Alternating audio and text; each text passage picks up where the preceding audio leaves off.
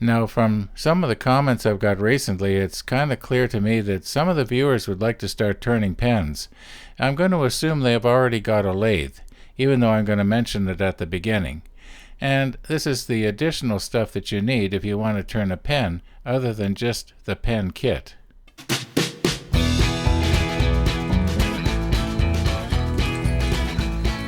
Okay, you've got your pen kit. What else do you need? Well, I'm going to start with the most expensive item first. Obviously, and you might even have it already, you need a lathe.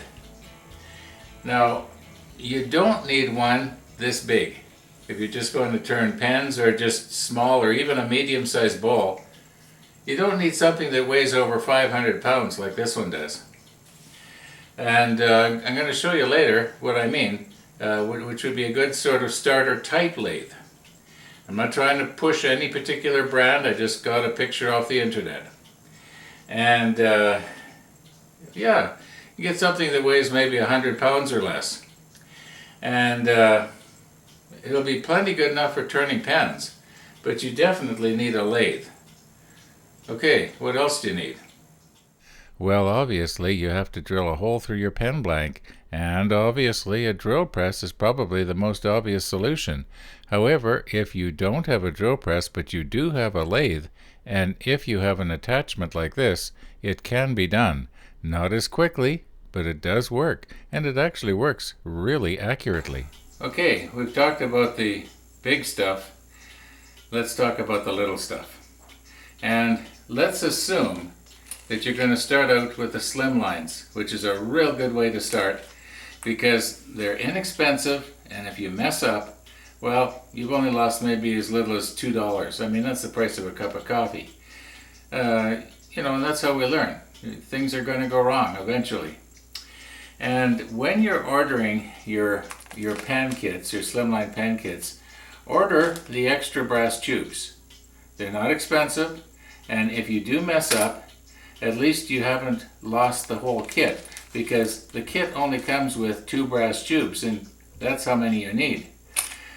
Okay, you also need the bushings, okay, that go with the slimline kits.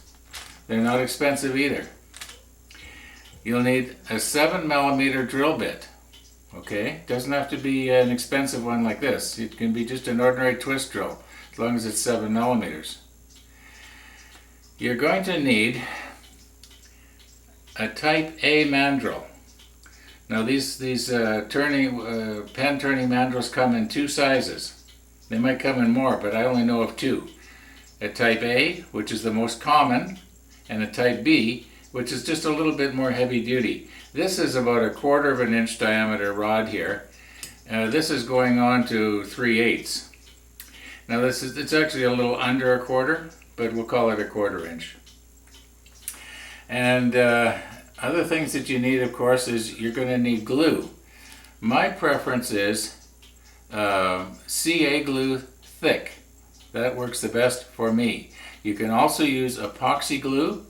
I've used epoxy, and if you use epoxy glue, you can use a carrot to plug your brass tube instead of the base plate wax, which I'm sure that you've seen me use in my videos. And what else do you need? Well, you need blanks, of course. And I would start out with something really inexpensive, like this is from an old boat that I used when I was a teenager. This thing's got to be at least 60 years old, this piece of wood. And so for nostalgia's sake, I turned some pens made with this stuff. Or you can, you know, use a real tree, you know. But start out with something really cheap, and then graduate into a, you know, something a little bit more expensive. Like this is olive wood, and it's what's known as Bethlehem olive wood. It's kind of expensive. This little piece here is worth about $3 or more. Eventually, you're going to want to try turning acrylic, and that's a little bit more expensive too. But when you're starting out, stay with the cheap stuff. It actually looks pretty good. This piece right here, This is from my neighbor's Manitoba maple tree when the limb broke off, and he gave me a chunk of the limb. So yeah, it actually looked pretty good. It's very white. Anyway, I'm getting off the subject here. So we've got the bushings, got the proper size drill bit, got the mandrel that you're going to need. Now, if you don't know whether you need what the Morse taper is of your that you need for the mandrel, it will say on the specifications that came with your lathe. It's probably going to say a number 2 Morse taper. You might want to have curing agent to quickly cure the CA glue. I use it pretty well every time. You're definitely going to want to get some solvent for when you get your fingers stuck together or get CA glue on your fingers and can't get it off. This solvent works pretty good. And as near as I can tell, it doesn't hurt your skin. Don't quote me on that. You're going to need sandpaper. When I start sanding my blanks down when they're on the lathe, I start out with 220 and then I work my way up to 600, 800, something like that. Then after you get it nice and smooth, you're going to need some kind of a wax. And there's different kinds out there. I happen to use this one right here, and it has grit in it already, which sort of helps to improve the shine a little bit. And it's called cotton polish.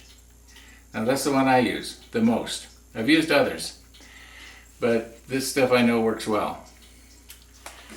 Now you're going to need some way to press your pen together after you get the blank turned down and polished, okay? I use a genuine pen press, like a real pen press. Now I have actually seen guys, use something like this, okay? I actually saw a professional pen turner use one of these. I was really surprised. I've also seen people put them in a vise and squeeze them together that way. That I don't recommend. The reason I like a pen press is because you can feel when it's getting up to the point of that the pen is shoved together as far as it should go. You all of a sudden start feeling the resistance, then you stop pushing. Otherwise you're going to break it. What else do we need here? This thing I made up, okay, is just to sort of ream out the brass tube, because you're going to end up with a little bit of a burr on it after you've used the barrel trimmer. Okay, now it's really important that after you've glued the brass tube into the blank, that you get all of the glue out of the brass tube. Otherwise, it's going to be really hard to press the parts together if there's a little bit of glue in there, even a small amount of residue. So the way I do it is I take my barrel trimmer shaft and I sort of plow out of the brass tube the excess glue. Now the barrel trimmer, the idea of that is well, I'll show you on the video, okay?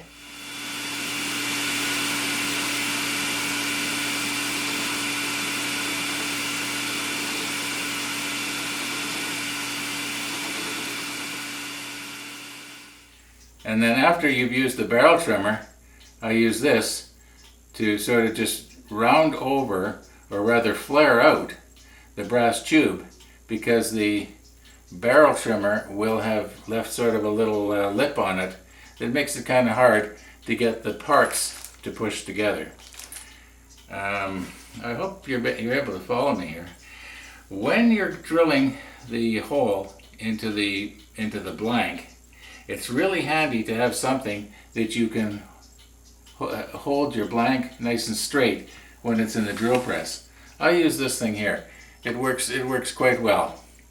You don't have to use that. You can use a homemade clamp type thing if you want. Make it out of wood. I'm not going to show you how. You can figure it out.